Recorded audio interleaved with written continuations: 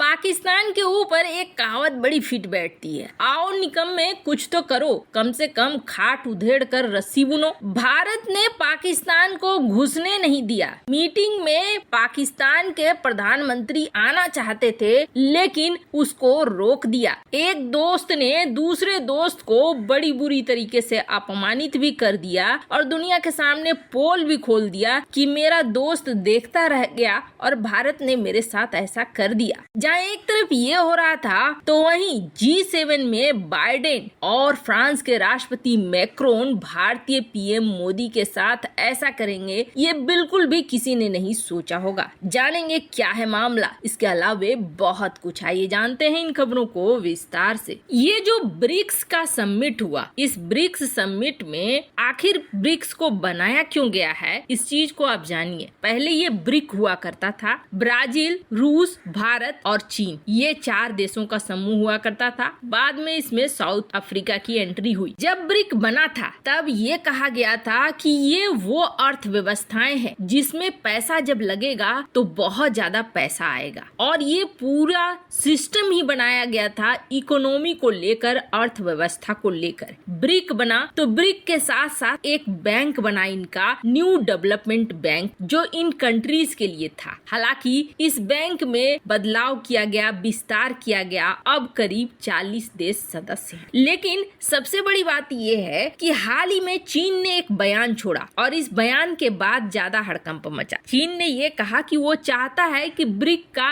Expansion हो, brick का विस्तार हो, ब्रिक को और बड़ा किया जाए। यानी ये सिर्फ 5-6 देशों का समूह न रह जाए, बल्कि इसमें और भी देश जोड़े जाएं। और भी देश जोड़े जाए में चीन ने पहले 13 देशों की सूची थमा दी कि इसको भी हमें जोड़ना है। लेकिन ब्रिक्स में ये बात सबको समझ में आ गई कि चीन दरअसल पाकिस्तान को इसमें जोड़ना चाहता है। पाकिस्तान को जोड़कर वो 2 मकसद हासिल करना चाहता है। एक तो ब्रिक्स में चाह रहा है चीन कि जिस तरीके से यूएन में हो रहा है, कई देश अपनी मोनोपोली बना रहे हैं, अपने पसंद के देश को एक तरफ रखते हैं। इसमें क्या होता है, वोटिंग देने में फायदा होता है, बहुत सारे मत एक तरफ आ जाते हैं। बहुत सारे मत जब एक तरफ होते हैं तो कोई भी फैसला लेना आसान हो जाता है। और दूसरी बड़ी बात ये थी कि यहाँ से सीपेक को बचाना चाह रहा था चीन। एक बार पाकिस्तान की एंट्री हो जाती न्यू डेवलपमेंट बैंक में तो यहाँ से वो लोन दिलवाता और पाकिस्तान फिर सीपेक को बचाने के लिए इस पैसे का इस्तेमाल करता। चीन की चाल थी बहुत अच्छी, लेकिन चीन के चाल पर ब्लॉक लगा दिया भारत ने, और भारत ने पाकिस्तान को इस मीटिंग में आने नहीं दिया। ब्रिक्स की मीटिंग में पहले पाकिस्तान ऑब्जर्वर के तौर पर आता, पहले देखता, कई देश आए भी थे। ब्रिक्स की जो लास्ट टाइम मीटिंग हुई उसमें ऑब्जर्वर के तौर पर कई देश शामिल थे, लेकिन पाकिस्तान को शामिल ही नहीं होने दिया भारत ने। और ये कहना किसका है, ये कहना है खुद पाकिस्तान का। पाकिस्तान भारत के ऊपर ये आरोप लगा रहा है कि भारत ने रोक दिया हमारी एंट्री को, हमें इस मीटिंग में आने नहीं दिया। वैसे एक चीज समझ में नहीं आ रहा है, पाकिस्तान आकर भी क्या करता, बाकी के 5-6 देशों से कहता कि हमें दान दे दो, हमें बचा लो, हमें थोड़ी भीख दे दो। इससे ज्यादा और क्या कर सकता था। जरा सोचिए, ये संगठन बना हुआ है अर्थव्यवस्था के बेस पर, फिर इस वक्त पाकिस्तान जो खुद एक गिरती इकोनॉमी है, इस संगठन में लाने का क्या मतलब बनता है। और दूसरी बड़ी बात यह है कि इस संगठन का फाउंडिंग मेंबर रहा है भारत, इसमें पैसे भी भारत ने बहुत ज्यादा लगाए हैं। ऐसे में चीन चाह कर भी कुछ नहीं कर सकता था। वो यूएन की वीटो वाली शक्ति यहाँ पे नहीं थी कि भारत के मना करने के बाद भी चीन पाकिस्तान की इसमें एंट्री करा देता। अगर ऐसा होता, इस संगठन का भी वही हाल होता जैसा कि एससीओ के साथ हुआ है। खैर, फिलहाल तो पाकिस्तान को बहुत बुरा लगा है। एक जगह जहाँ पैसे मांगने की नौबत थी, वो जगह भी हाथ से चली गई। मौका मिलता है यहाँ पे तो 2-4 बिलियन आ जाते, पर मामला यहाँ उल्टा पड़ गया। मामला क्यों उल्टा पड़ा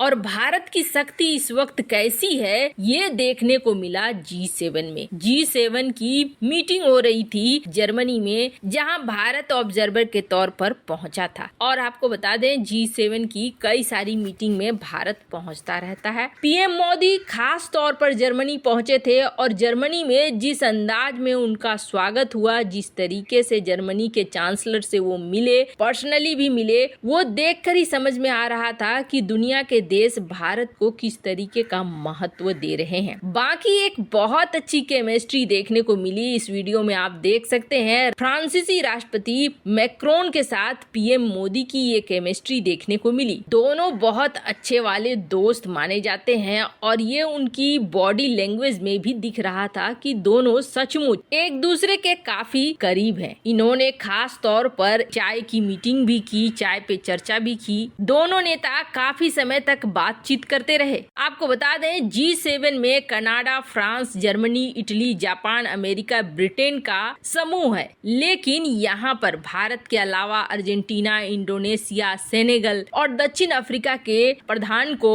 अतिथि के तौर पर बुलाया गया था। प्रधानमंत्री नरेंद्र मोदी ने सोमवार को जर्मनी के चांसलर ओलाफ सोल्ज से मुलाकात की। इस दौरान दोनों नेताओं ने अपने अपने नागरिकों के बारे में और अपने अपने दोस्ती के बारे में ज्यादा बखान किया और एक दूसरे से साझेदारी करके और आगे बढ़ने की बात हुई। भारत की तरफ से ट्वीट करके इसकी जानकारी भी दी गई। इसके बाद जो सामूहिक फोटोग्राफ वगैरह खिंचवाया गया वो सब कुछ हुआ, लेकिन एक मौका ऐसा आया जिस मौके को इस वक्त बहुत ही ज्यादा अच्छा माना जा रहा है और पीएम मोदी की ताकत इस वक्त कैसी है वो देखने को मिल रही है। जो विश्व गुरु वाले हालात हैं वो देखने को मिल रहे हैं। पिछली बार क्वाड में ये एक फोटो बहुत ज्यादा फेमस हुआ था जहां जापान के पीएम मोदी के साथ आगे बढ़ते हुए दिख रहे थे और पीएम मोदी काफी कॉन्फिडेंट दिख रहे थे। तो अब ये वीडियो बहुत ज्यादा वायरल हो रही है। इस वीडियो में है क्या? दरअसल इस वीडियो में देख सकते हैं कि किस तरीके से बाइडेन ढूंढते हुए पीछे से आते हैं और पीछे से आकर पीएम मोदी को ग्रीट करते हैं और जिसके बाद दोनों के बीच मुलाकात होती है। ये चीज आपको बता रही है कि बाइडेन के लिए पीएम मोदी कितना ज्यादा महत्व रख रहे हैं। एक सुपर पावर देश अमेरिका भारत को किस नजर से देखता है वो चीजें अब साफ निकल कर सामने आ रही हैं। आप बार बार देखेंगे इस वीडियो को, आपको समझ में आएगा कि किस तरीके से भारत वैश्विक राजनीति में काफी आगे निकल रहा है। और सबसे बड़ी बात ये है कि लिब्रांडुओं को ये तस्वीरें या ये वीडियो बिल्कुल भी पसंद नहीं आएंगी, पर ये बहुत बड़ी सच्चाई है कि बाइडेन और अमेरिका इस वक्त भारत को काफी तवज्जो दे रहा है और भारत अपनी शक्ति को